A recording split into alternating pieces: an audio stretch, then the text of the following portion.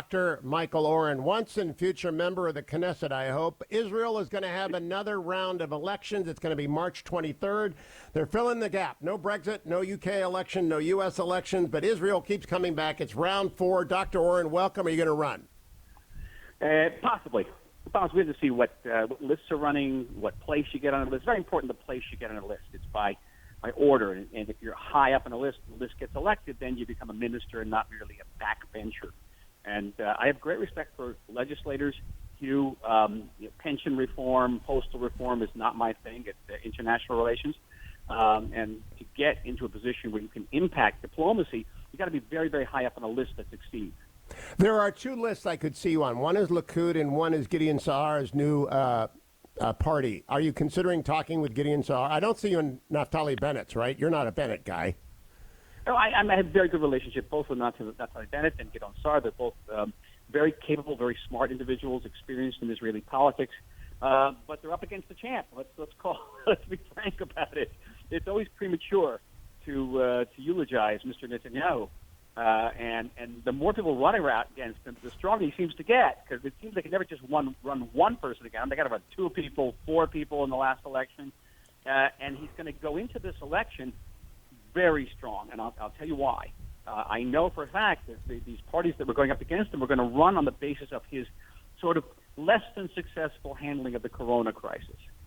But Israel today is one of the few countries in the world, certainly one of the few developing countries in the world, where people are all getting vaccinated. I am on my way to get vaccinated right now. Oh, which one are you going to take, Michael?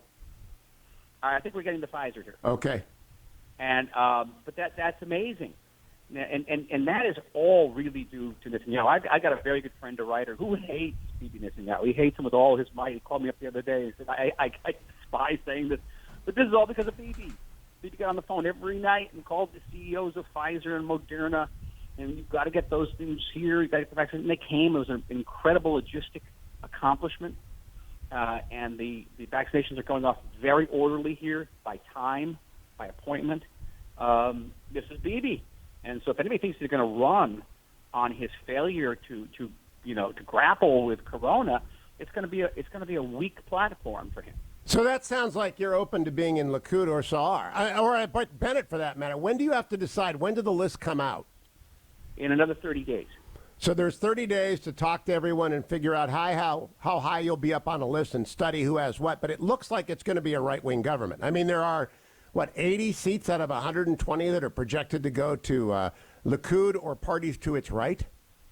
Yeah, because from the 100 out of the 120, you have to deduct the ultra-Orthodox, which is usually about 16. You have to deduct the Arabs, which are between 11 and 15. And then you're left with a few scattered left-wing positions. But the left essentially died in this country. It died going back to the Second Intifada in the early parts of the century, where Israelis just don't believe there's a partner out there to talk with the Palestinians, and they don't want a two-state solution that's going to create a terrorist state on our border. It's going to fall apart.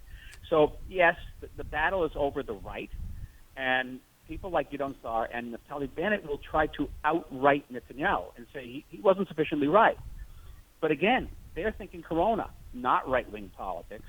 And if everyone gets vaccinated by March 23rd, and I'm sure Netanyahu had this in mind when he went to elections, then a lot of the wind is going to be taken out of that sail. So, Michael Oren, tell me something about what you represent to these parties. You sat out 3 rounds. You've been off writing books. The Night Archer, by the way, is a terrific collection of short stories that people can still order for the holidays. But you sat out 3 rounds. If you went back in, I've always thought, Israelis don't really care about foreign policy in their elections, but Oren would certainly strengthen any party's foreign policy credentials. Will it matter more as the Iranian threat looms? Yes, it's also saying that Netanyahu, for all the tremendous accomplishments of the last years, 4 peace agreements with 4 Arab countries in 4 months, a president who recognizes Jerusalem as our capital, who recognizes Israeli sovereignty over the Golan Heights, who pulls out of the Iran deal, the question is going to be asked, why didn't we take advantage of those 4 Trump years to deal with Hamas, to deal with Hezbollah? Now, dealing with them has required tremendous amount of support from the United States, 100% support from the United States. Is the next administration going to give us that type of support? I give a support, but not to the degree that the previous administration did. So that's going to be an issue. To me, that's a vulnerability in Netanyahu's platform. And now, Michael, very quickly, we got a minute. How do you get along with the President-elect Biden and with Jake Sullivan, his national security advisor, and his new Secretary of State, Tony Blinken? We've talked about this before, and I'll tell you again, I know them quite well. They're all good people, smart people. I know them politically, and I know them personally. And, I was delighted about the appointments.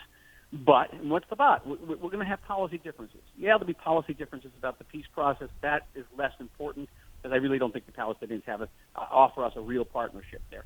But the Iran issue, and there's tremendous amount of talk about the pressure on this new administration to get back into the joint plan of cooperation, which is a disastrous agreement for Israel, the Middle East, and the world. So, off air, please tell Dwayne what your prediction is to which party list you'll join. And Michael Oren, I hope they put you at number 2. Because I want you back in the government so I can talk to someone in the government every week. Michael Oren, former ambassador of Israel to the United States, former deputy minister in the Netanyahu government 4 governments ago.